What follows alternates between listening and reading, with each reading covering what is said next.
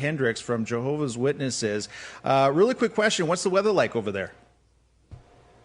You know what? I haven't been outside today, but it's generally okay. It's been hot in the 90s and high 80s, but the humidity's been pretty good for the Northeast, especially those for Jehovah's Witnesses, and even in other faiths. I mean, let's face it. At what time did people get told we need to practice social distancing? You need to put on a face mask, and you need to do so carefully. Some are obeying the command. Others are not obeying the command. I do applaud Jehovah's Witnesses for trying as best as possible to obey the command and go a next step. I know you guys actually put yourselves pretty much on lockdown even before it became mandated. Is that not true?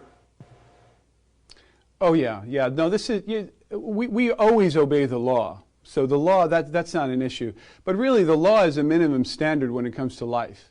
It's kind of like a speed limit. You can drive 75 miles an hour on some roads, but at some times you probably shouldn't.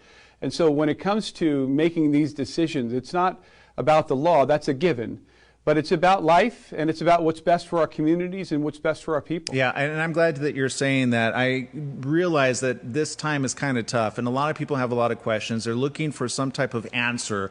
Kind of give me a snapshot of what people are going to be able to see when they go to jw.org.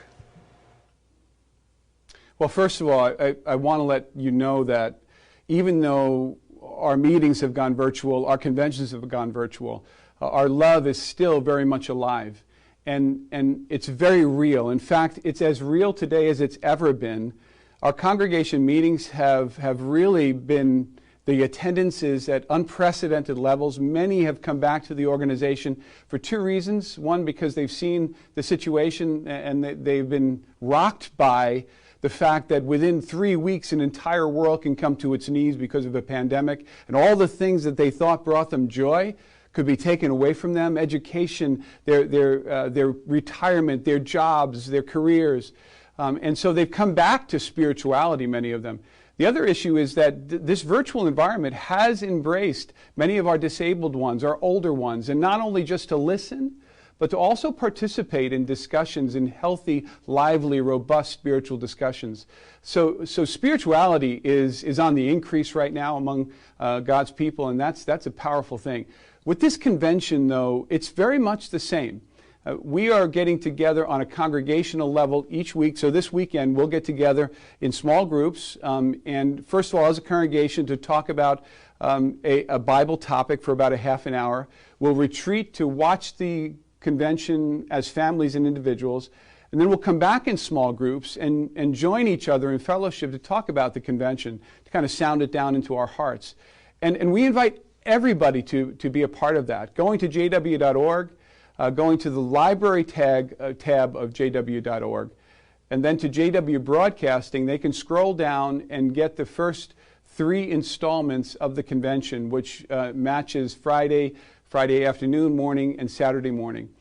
And since the theme is about joy, you wonder, many people have asked us, did you just change it because of the pandemic? Fact of the matter is, this convention was named some 5 years ago at least.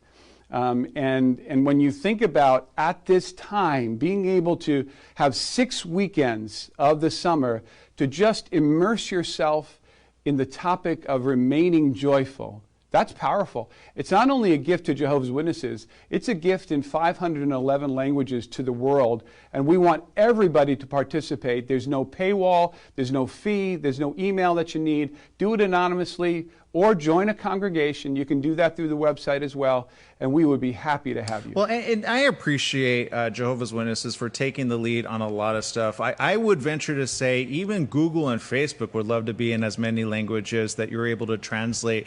Well, what's the current standing, if you know off the top of your head, what the current standing is of the amount of languages that, maybe not audio-wise, but just publication-wise? Well, on our website is over 1,000. We reached 1,000 languages about 6 months ago, and it was a big milestone. It was the goal, but now we're in excess of 1,000 languages, and nobody else will do that because there's no profit motive to doing that. Let's just face it. We have languages on this website where 250 people in the entire world speak it. We have 58 sign languages. It's unheard of. We put out in February, we completed the first American Sign Language Bible in the world, the first sign language Bible in history that's complete. We don't do it for money. And so when there's no profit motive, there's no limit. There's no limit to what we can achieve because we're doing it for our God and we're doing it because out of love for people. Well, I appreciate you spending time with us here on the morning show. Thank you for getting our information out to the rest of the world, those that are tuning in, maybe for the very first time. For those tuning in and or have been perhaps associated for some time or haven't been in quite some time, where can they go to find their local congregation, even though it's virtual? They can they can go to jw.org. They could scroll all the way down on the homepage and it says find a meeting or request a visit. Now you won't get a visit, but that information will be sent to our branch office, and the branch office will contact the local congregation. The local congregation will then contact the individual. So in this case, you'll have to leave your phone number in order for us to get to you, or just find a meeting. You can put your address in and then find a local Kingdom Hall, call the local Kingdom Hall, and we'll give you information on how to locally hook up with the local congregation meetings and also the convention. So we're still open for everyone to participate. All right, Robert Hendricks, spokesperson for the USA Division of Jehovah's Witnesses. Thank you very much for spending time with us here on the morning show, and keep doing the good work. Thank you very much, Aaron. It was a pleasure to be with you. Absolutely, ours too. Okay, we got to take a quick break here on the morning show. When we got back, we got more information coming up just around the corner. Stay tuned right after these messages. We'll be right back.